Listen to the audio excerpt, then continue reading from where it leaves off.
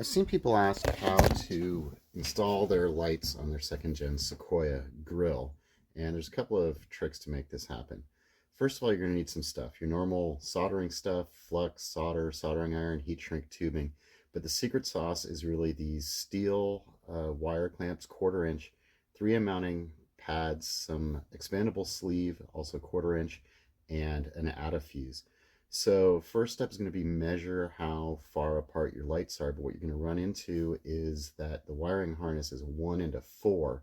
So you need to lay out where you want your lights, cut up your wiring harness, and then solder it all back together so that you have a nice 1, 2, 3, 4 like this, so your wires are nice and organized. So then you're going to install your lights in your grill. It's pretty obvious, just press them in from the front. But what you're going to want to do then is you use those clamps I was talking about, and that's how you secure the wires to each of those bolts that mounts the grill onto the hood. And now, since you redid your wiring, you're going to have a really nice layout behind the grill where it runs along inside the hood bulge at the top of the grill.